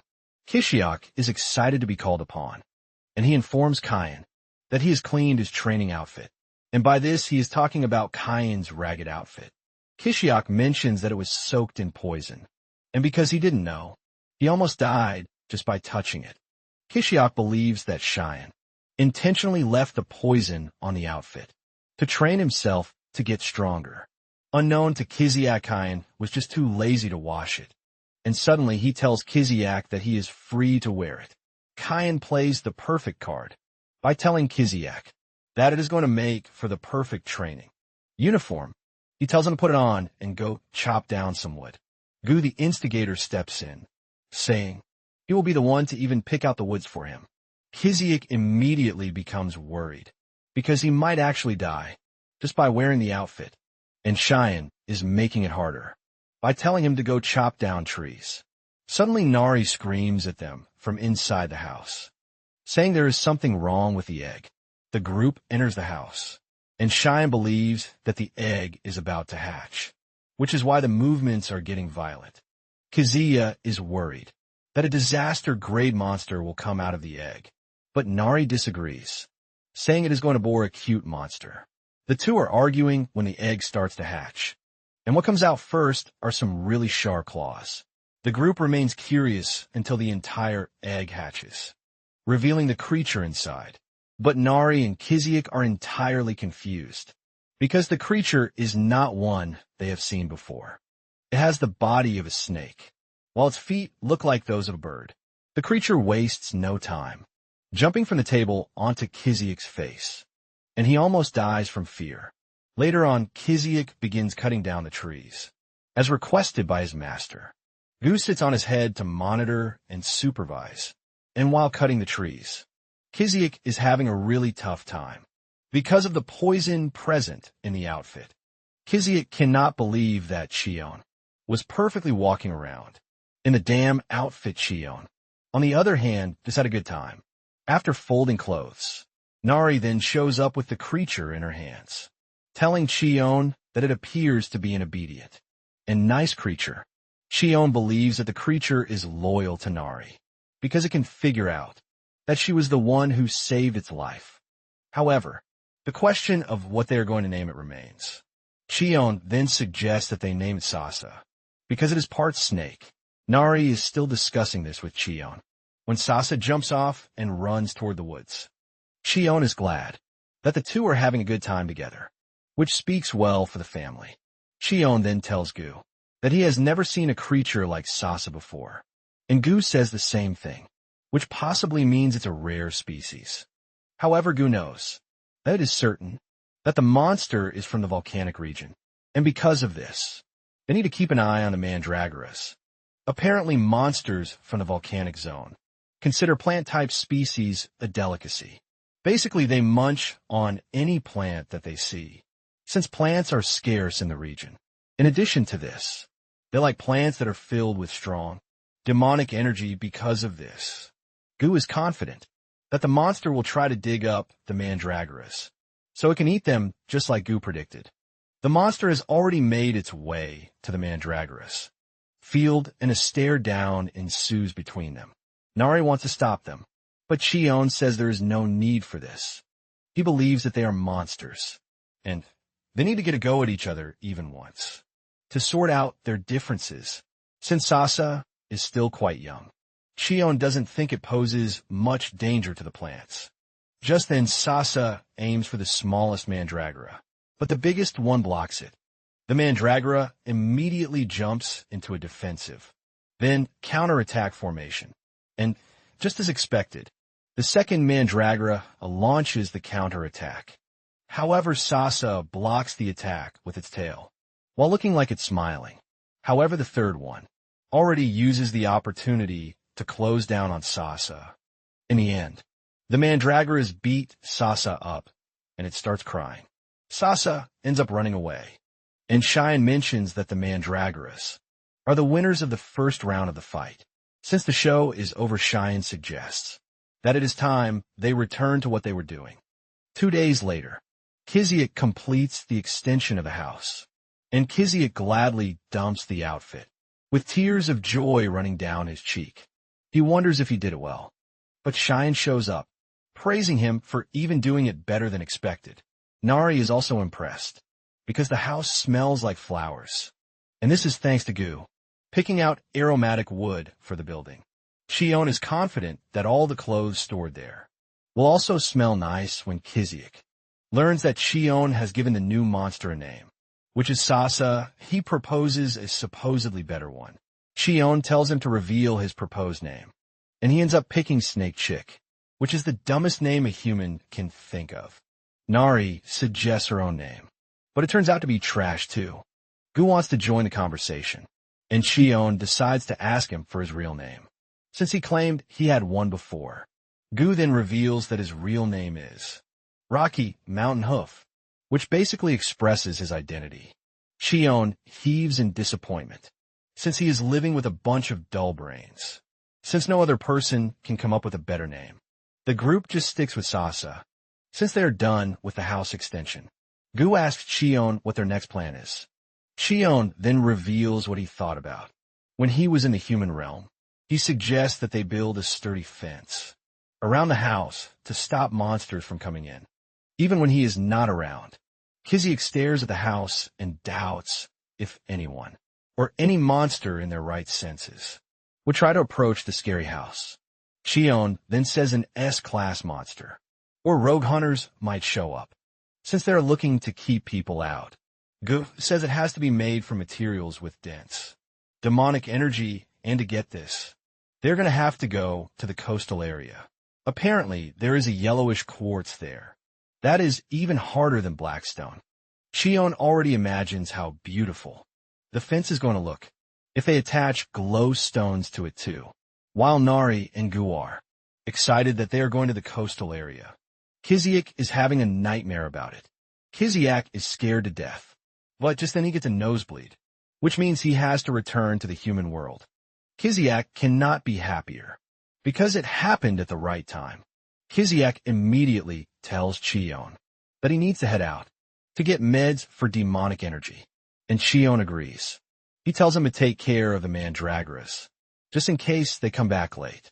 Kiziak then tells Chian to be careful of the coastal region, because it is a dangerous place for a rank. Hunters and below basically. The region is being ruled by 2 disaster-grade monsters.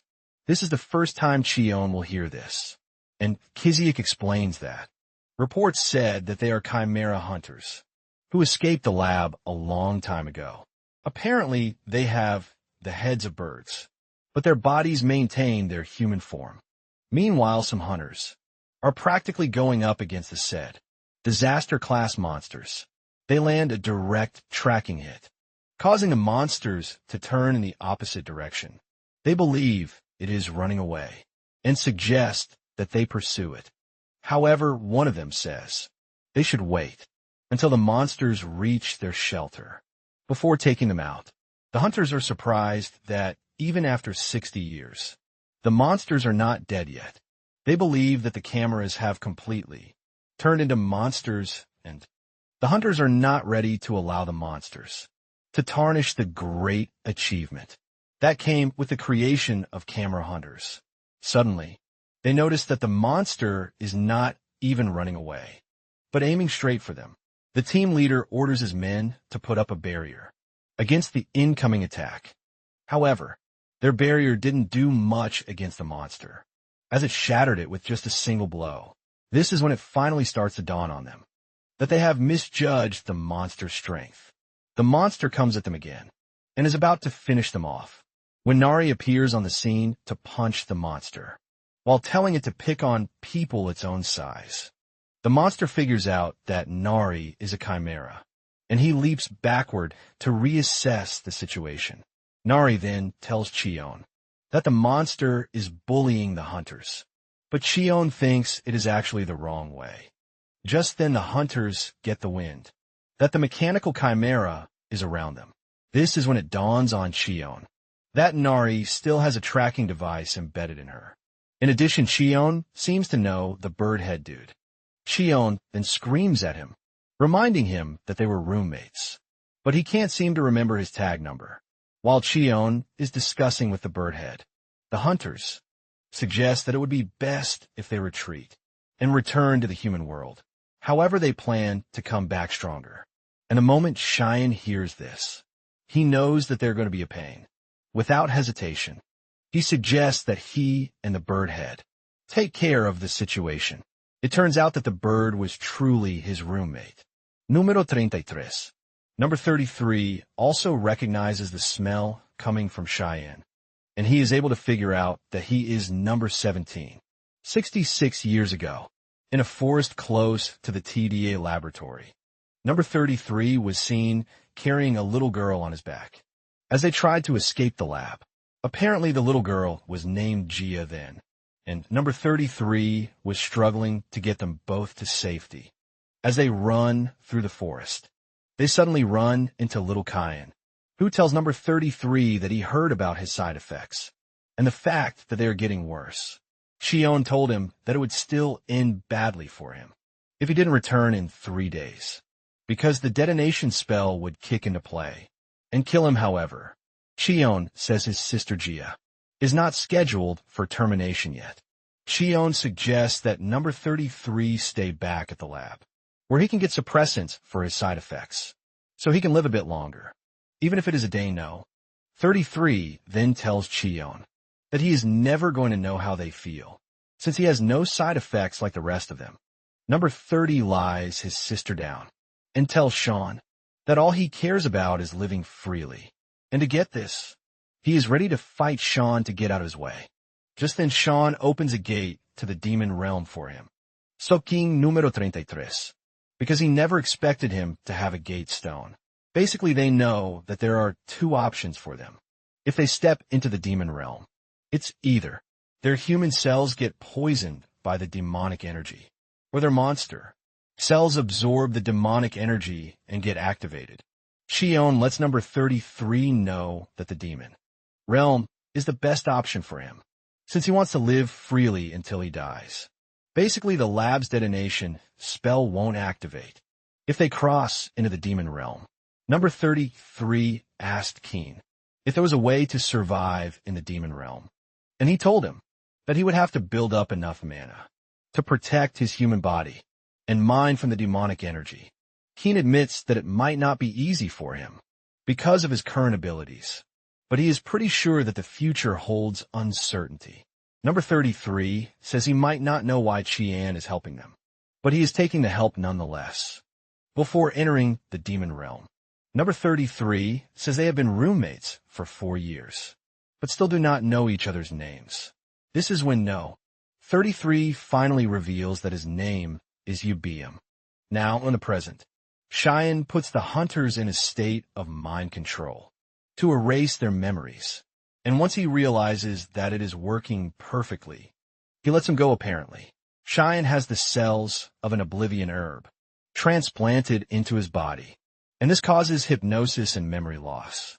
Yubian cannot believe the number of things that were injected into Kyan's body just because he never showed side effects. Kyan lets the dude know that a lot actually happened after he left Nari, then drags Kyan's clothes to ask him if he knows Yubian from somewhere, since they are playing the native game. Shion tells Nari that Yubian is from the Sparrow tribe, shocking Yubian himself. Shion even makes it more fun by teasing Nari, asking her if the Sparrow tribe and the Coconut tribe are allies. Nari quickly answers that they are actually allies. While the two are saying this, Yubian remains totally confused. Just then Nari bows her head to apologize to Chion, saying she attacked him because she thought he was a bad person. Nari immediately starts complaining about hunger, and Chion asks Yubum if he has any food at his house. Yubum is still confused by the whole thing, playing out in his presence, because he doesn't want to believe the fact that Chion is raising a daughter. Momentarily, Yubum takes the group to his house, which is built like a real bird's nest. Chion commends Yubian, telling him that he actually built his house very well. Yubian then brings out a plate of grilled clams that he made, which he even added demon butternut to. Just from looking at it, it appears to be delicious already. And the moment Gu and Nari taste it, they find themselves in food heaven. Even Chion admits that the food tastes really good. Even the red moss that Yubium added to it. Yubium takes pride in his cooking, as he mentioned that the red moss is an all-purpose seasoning. Yubium is about to tell them to eat slowly when he hears Nari screaming for more. Yubium almost faints from a heart attack because he is out of ingredients, since Nari enjoyed the food so much. She offered to go catch some clams so that Yubian could make the dish again. Yubian then mentions that it might be a bit dangerous for her to catch the clams, but Nari runs off promising to catch as many as she can, because she wants to eat to her heart's content. While the kids are gone, the elders are left to discuss the aftermath of his departure. Yubio is impressed when he hears that Shion actually came back to life, thanks to the immortality cells inside him. Yubio then asks Shion if he plans on getting back to the laboratory. Shion confesses that sometimes he actually feels like it, but he thinks he already has a good life, so he doesn't need to rush things. Shion then asks Yubium if he plans on getting revenge. Yubium then mentions that the spells in Chion's body might have disappeared after he came back to life, but the same cannot be said for them. As for them, they still have the detonation spells in their bodies. Yubel is pretty sure that they are going to explode the moment they return to the human world. Chion notices that Yubel can control his wings, but he asks him about his head and if it has ever returned to normal. Yubel then mentions that he can actually change it back, but he is intentionally keeping it the way it is. Apparently his sister's face has changed, and if he looks normal, her sister will definitely feel bad. Just then Chion asks Yubian a delicate question, which is whether he knows that he has just a month left to live. Yubian is not surprised by this, because he already knows too. Yubian admits that it was tough when he first arrived in the demon realm, and he had to gather mana just to survive. Later on, he felt that his mana and demonic energy were at the same level, and because of this, Yubian was at peace for a long time. However, something terrible happened sometime not too long ago. Jia's mana hole got tangled, and her demonic energy started to run rampant. Yubian says he tried to force it open, but this damaged his own mana hole in the process. Yubian says he's been managing it, but Jia has been sleeping because she prefers to eat fruits with sleeping poison. Shion figures out that Jia intentionally puts herself in a state of comatose to slow down the demonic energy ravaging her system. Just then it dawns on Shion that there's a potion that can be made with Mandragora to heal the manhole. Shion figures out that Yubian didn't know this, which is why he has not done it. Meanwhile, Jia is having a tough time in the cave. Where she is hiding, Yubian is ultimately shocked when he learns that he and Jia can live. Shion doesn't blame Yubian's ignorance, because he himself only knew everything, because he studied pharmacology at the lab from age 15. Shion tells him that all he needs is to drink refined water from a mana hole, infused with the leftover roots of a mandragora. Shion always thought the leftovers were insignificant, but they actually absorb demonic energy underground, then sprout into new entities, even multiplying into more. It is basically a source of vitality on its own. Because of this, any refined water made from its leftover roots shows remarkable effects in regenerating mana holes. Shion never thought it would be of use to him, but he is thankful he is actually raising mandragoras. Shion then tells Yubium that he will leave. To get him some, Yubium is shocked to hear that Shion is willing to go to the human realm to get refined water. Shion points out the obvious fact that Yubium can't go because of the curse on him, which is why he needs to be the one to go. However, he urges Yubium to keep an eye on Nari and Gu while he is gone, since the alchemist, who will make the refined water, will demand payment. Shion asks Yubium if he has any money, but he says no. However, he has a load of other stuff that he collected from hunters. Shion takes the items and assures Yubium that they will be enough for what he wants. Shion heads to the human realm, and he meets with Bonsu to tell him that he needs an alchemist. Thankfully, Bonsu has become a respectable guide, and he tells Shion about a branch of alchemy that opened in the slums. He plans to lead Shion there, since it is their best chance at finding what he needs. Shion notices that Bonsu is wearing sandbags on his arms and legs, and he asks him why. Bonsu mentions that he is building his stamina, so he can become strong just like Shion. Shion is surprised to hear this, and Bonsu tells him that he already figured out that Shion is an incredible hunter, because he basically enters the demon realm with nothing but his bare body. Momentarily, they arrive at the alchemy shop, and Bonsu tells Shion that a new branch manager arrived not long ago, and it's said that he is really skilled. In addition to his skills, he has a good personality. Just then they spot the said manager in the distance, getting a call from the loan shark. Bonsu mentions that the manager originally worked at the Gold City branch for 20 years, but he was demoted and transferred to the slums. And in addition, they slashed his salary too.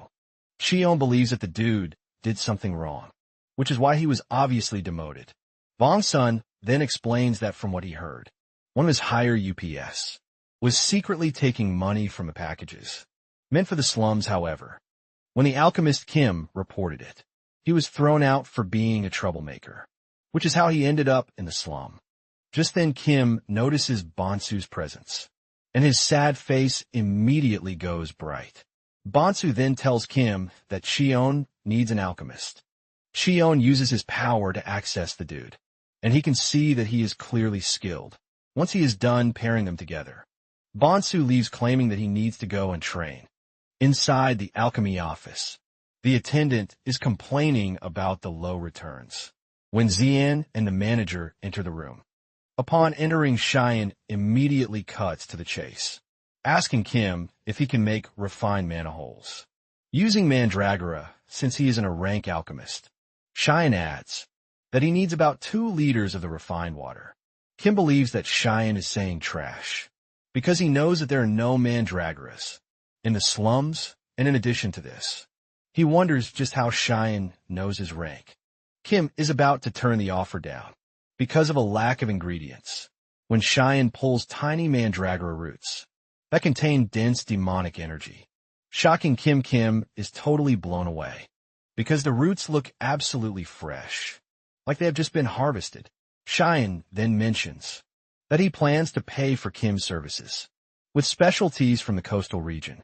He gives Kim the bag, telling him to appraise everything inside the bag. Kim looks into the bag to see S-rank black pearls, leaving him blown, because even the headquarters have never seen one. In addition to this, there are giant clams and red moss. Cheon then asks Kim if everything will be enough to cover the manufacturing fee. And he says, yes, in fact, the whole ingredient is more than enough to buy the entire building. The attendant tells Kim that he needs to get the appraisal equipment, since high-value items also need expensive equipment to appraise. After the attendant leaves the room, Cheon spots a mandragora in a tube, and he asks Kim about it. Since he said they didn't have any, Kim mentions that the mandragora he is looking at is dead for about 10 years, which basically means all of its medicinal effects are gone. Kim only kept it around because of his interest in mandragora research. Just then, Kyan mentions that the mandragora is still alive. Shocking the dude, Kyan then feeds it mana, and to Kim's surprise, the mandragora reacts to it. Cheon mentions that the mandragora is in a comatose state because it has exhausted its demonic energy. Kim doesn't want to believe what is happening because he has fed the mandragora lots of mana himself. Just then, Kim's evil boss enters the room, and he wastes no time making fun of Kim and his trash office. Kim is surprised to see the man there, and he asks him why he came to the slums, and then mentions that he got a report that something good just entered the lab, which is why he came around. Kim is surprised to hear this, leaving him to wonder if his assistant has already contacted On, and then talks about his subordinates, a set of twins who are ability users, and then turns to Cheon to introduce himself as On. Ji Jong, the director of the Alchemy Association. He wants Cheon to come with him to Gold City, and he promises to take care of him, and continues by saying he is prepared to give Cheon an exclusive contract, which he will never get from Kim. Cheon then asks about the wart on his nose, because he wants to know his relation to and Bakdyak, and laughs out loud when he hears this, and he reveals that Bakdio is his grandfather. Cheon can clearly see the trash resemblance between them both, because Bakdio was the person in charge of the experiments that made him a chimera. He was a trash scientist who never cared about the kids, and he even has a wart on his nose, just like his grandson. The moment Cheon confirms that they are alike, Cheon hits On with so much aura that he falls to his knees. Shine talks about how disappointed he is. That and is just like his trash grandfather, who is a greedy and power-drunk person, and is genuinely confused. And Shine decides that he has a simple question, which will determine whether he lives or dies. With so much fury in his eyes, Shine asks if the TDA laboratory still exists, and answers that he has no idea what Shine is talking about, leaving Cheon to ask him again if he truly does not know about the Chimera Research Lab, where Baek Dae-hyuk worked as a senior researcher. Kim is hiding behind something, and he is surprised to hear that Baek Dae-hyuk, who won the Peace Prize, actually worked at an illegal lab, still on the floor, and berates Cheon, telling him not to soil his father's name, because he worked hard to nurture the next generation. At the university, even after retiring, he donated his entire fortune to the families of the Gate victims, which is what earned him the Peace Prize. Cheon figures out that Bak-hyuk decided to make a public repentance after killing so many people. Behind the scenes, Kyan was expecting him to still be alive, since he was awakened, but he died so quickly. Kyan then asks if it was an after effect of falling from a window, and this shocks Han, because the incident wasn't known to the public, and is curious about this. And Kyan mentions that he was the one who pushed Bakduk from the window, because he turned kidnapped kids into chimeras. He threatened to push them into a gate, but Shine took action first, and he pushed the dude from the window. Shine then tells Yan that he's going to give him just one chance. He wants to go back and look into the TDA research lab. Cheyenne lets him know that he will be there to find him when the time is right. Cheon is surprised that he met Bukdio's offspring. In the slums, he remembers how they subjected him to the painful experiment when he was 9 years old, and the monster parts started to show on his body. In his 20s from that point onward, he really doesn't remember what happened. He figures out that he was basically following orders and instincts without being able to think for himself. It suddenly dawns on him that the lab's name might have changed because it's been a long time. Shortly afterward, Kim returns from his lab with the refined water that he wants. Cheon is impressed that he was very fast about it, even though he isn't a rank alchemist. Kim reveals that the ingredients were so good that everything went smoothly. Just then, Cheon asks Kim if he would be willing to sign a personal contract with him, and he promises to give him the remaining ingredients. Kim is shocked when he hears Cheon offering him an exclusive contract, in addition to the expensive ingredients that he has. Tears of joy start falling out of his eyes when Kim hears this, leaving Cheon confused, as he thinks he has offered the dude a bad deal. Kim then mentions that he was originally from the slums, and when he was young, his parents took a massive private loan. He promised he would pay it back, but no matter how much he tried, he was always stuck in the same place. What Cheyenne just did for him is considered the greatest kindness, leaving him to wonder just how much he can repay it. Cheyenne cannot believe that the dude is already thinking of paying him back. Cheon then tells Kim that all he wants is for them to continue working together. Cheon knows that there are things he will still need from Kim in the future since his business is done. He figures out that it's time to go back, but he hopes nothing has gone wrong in his absence. Just as he feared, Jia had gone on a rampage and had beaten Ubium up. Even while getting beaten up, Ubium is hell-bent on keeping his promise. To keep the kids safe, Ubium finally decides to engage his sister in a fierce battle, and he dashes toward her at great speed. He knocks her to the ground, but suddenly a strange barrier covers her. Ubio is wondering what is happening when he finally realizes that Cheon was the one who put a jellyfish covering on her to restrain her. Everyone is relieved with Cheon's arrival, and Ubio asks him if he got the medicine. Cheon assures him that he got it with him. He tells her to give Jia a bottle and take the other one for himself. After drinking the medicine, Jia calms down, and she later wakes up in the night, with Nari sleeping beside her. Jia stands up thinking it's a dream, until he sees Ubium and Cheon sitting together by the fire. When Cheyenne turns around to look at Jia, she almost passes out as she screams, asking Cheyenne who he is. Jia's scream wakes Jia from her sleep, and she wastes no time acting all friendly with her. Yubong then tells Jia to check her mana hole, and when she does, she realizes that it is completely healed. In addition to this, her face has returned to normal. Jia is blown away by this, and she asks Ubium where he found the people. At their house. Ubium is surprised that she doesn't recognize Cheon, when she is the one who has been crying to see him. Ubium understands that it's been a long time, which is why she doesn't recognize him. However, after a good look, Jia finally realizes that Cheon is number 17. She runs over to his brother to confirm if she's really looking at number 17, and he says yes instead of acting all friendly. Cheon decides to aura by asking if there is any more red moss. Ubian replies that there is no more red moss, but Jia is not surprised, because Cheon was always the least empathetic person, with empathy nonetheless. She takes off her mask to thank Cheon for everything that he has done so far. Suddenly Nari notices something sparkling in the sea, and Jia explains that it is a sea fairy. Apparently, they are basically seahorses that live deep in the sea, but Jia and Ubium gave them the sea fairy nickname because they look like fairies when playing with them. Apparently the seahorses only come out at night and return when the sun rises.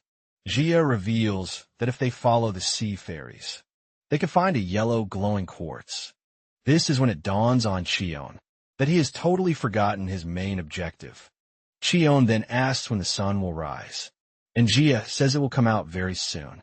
Since this is the case, Cheon decides that he needs to go for a swim. Meanwhile, on the outside, the scientists have recorded the last known location of the mechanical Chimera to be the coastal region. The scientists are having a meeting Wan calls Myung-do asking him if he knows anything about the TDA laboratory. Myung-do says he has not heard of the lab, and mentions that it was an illegal lab that was run a long time ago. Myung-do tries telling that the Hobbit research lab doesn't do the kind of things he is looking for. Myung-do mentions that Bok Deok always told him to be an upright, an honest researcher. After the call, Myung-do starts wondering how he knew about the illegal lab. Momentarily, one of his attendants enters the room, telling him that they have been successful in creating a liquid metal mandragora. Myung-do is glad about his new creation, because the mandragoras are quite exceptional. When it comes to kinship, he is glad that he left a little liquid metal behind.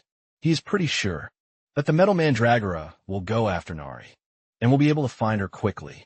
He then orders that they triple the bounty on Nari, and also engage all A-class hunters. He is desperate to find Nari no matter what, because he considers her his life masterpiece.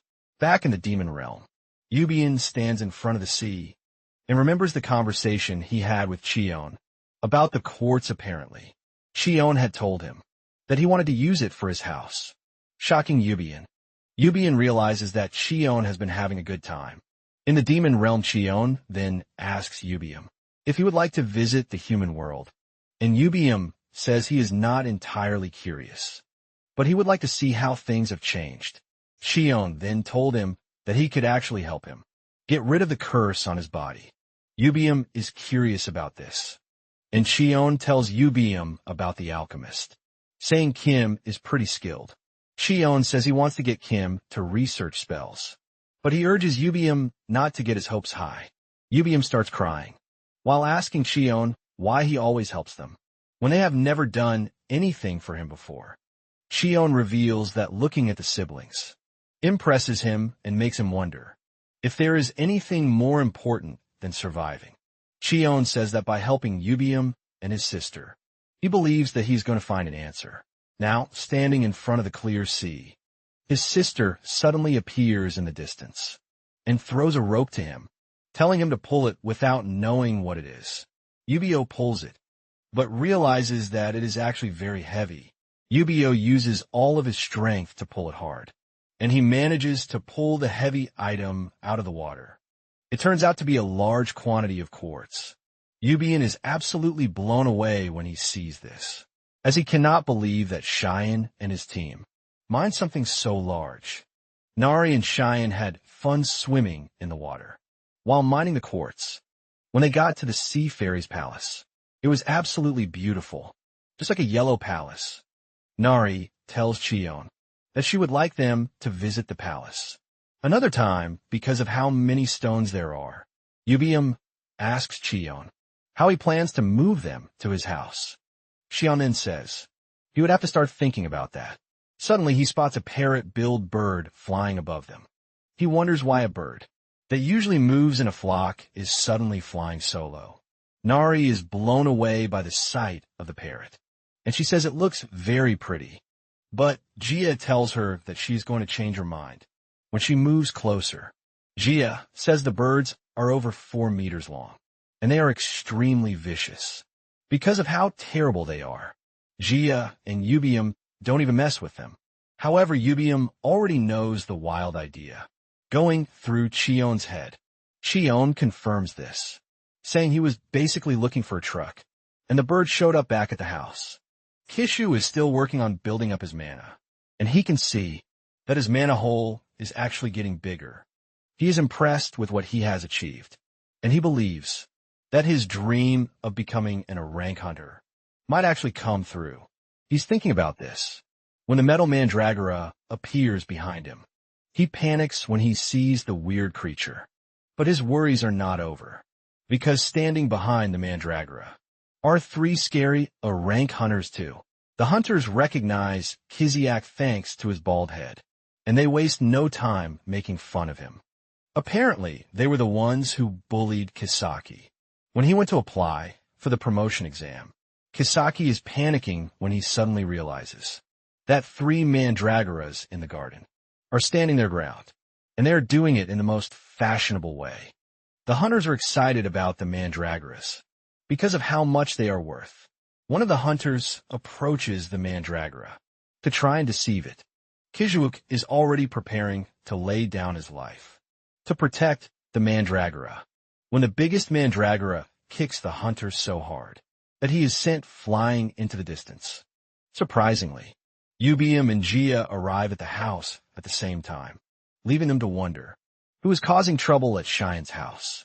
Apparently, the two had gone ahead of Cheyenne to get to his house, because the parrot-bill bird was flying so slowly, thanks to Cheyenne beating it up while trying to tame it.